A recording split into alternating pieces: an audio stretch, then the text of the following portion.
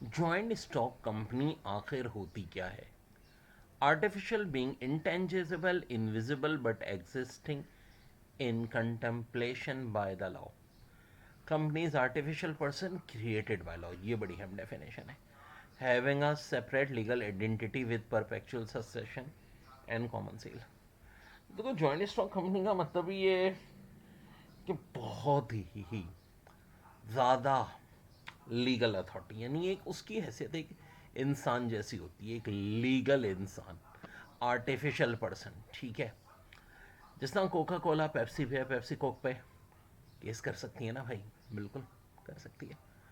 अब क्या होती है कंपनी, फॉर्म ऑफ बिजनेस क्या होता है? जॉइंट स्टॉक कंपनी होता है। वॉलंटरी एसोसिएशन होती है पर्सनस की जो जनरेट करते हैं capital to carry on particular type of business which is establish by law and can be dissolve only by law. इसको कायम करने में भी बड़े लीगल मसले हैं और तोड़ने में भी बहुत लीगल मसले हैं। Person who contribute capital become member of the company.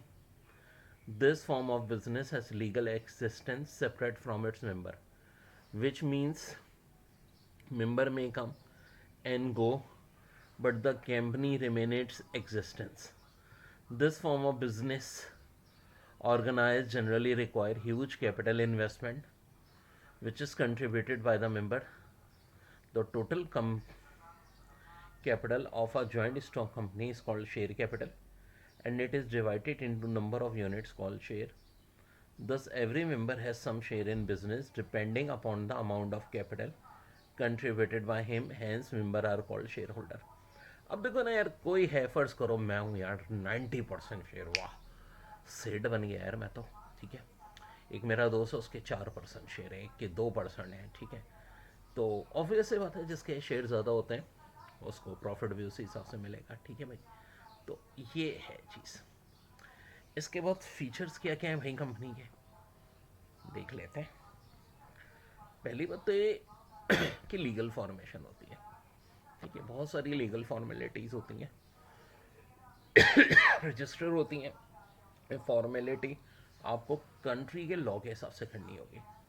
अब पाकिस्तान में जो नया लॉ आया है वो ऑर्डिनेंस ऑफ 1984 आया है, उसके तहत होती है। फिर आर्टिफिशियल पर्सन की हैसियत असल मैंने कहा कि बहुत इंपॉर्टेंट है।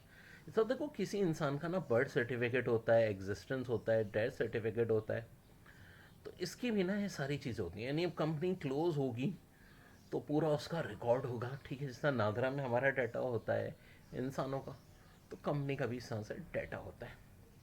सेपरेट लीगल आइडेंटिटी होती है। ठीक है, अपनी ओन सेपरेट एग्जिस्टेंस होती है, इंडिपेंडेंट होती है इसके मेंबर्स की। यानी जॉइंट स्टॉक कंपनी जो है ओन करती है प्रॉपर्टी, कॉन्ट्रैक्ट्स और कंडक्ट करती है any lawful business in its own name, और किसी के अगेंस्ट भी सू भी ये कर सकती है।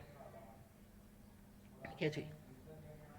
फिर common seal, joint stock company की एक सील होती है जिसको ये दूसरे लोगों के खिलाफ भी यूज़ कर सकती है और इसको हम कॉमन सील कहते हैं। ठीक है, तो ये किसी के भी खिलाफ भी हो सकती है, हक में भी हो सकती है। ये फिर होता है। फिर होता है परपेचुअल एग्जिस्टेंस। इसकी एग्जिस्टेंस कब होती है? जब तक ये भाई लीगल लॉ है ना। अब अगर किसी पर्सन के वफात पे या रिटायर होने पे या इन होने से नहीं होती। एक मेंबर वफात पा जाता है, अपने शेयर अपने बेटों को दे जाता है, बेच जाता है, कोई मेंबर अपने शेयर बेच के दूसरे को दे रहा है, तो भाई इससे फ़र्क नहीं पड़ता। हाँ, अगर दिवालिया होती है, कंपनी ख़त्म करनी है, तो बात अलग है।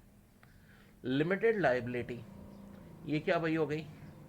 लिमिटेड होती है extend of value of share air bind which reaping debit. For example, if person own 1000 shares of rupees 10 each, then he is liable up to 10,000 rupees towards payment of debit.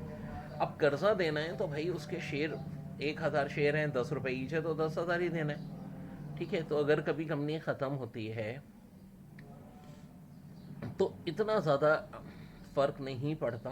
मतलब property तो नहीं बिकेगी ना यार 10,000 रुपये में। अकेले business में लॉस हो गया तो प्रॉपर्टियाँ तक बिक जाती हैं। ये है सारे इसके फीचर।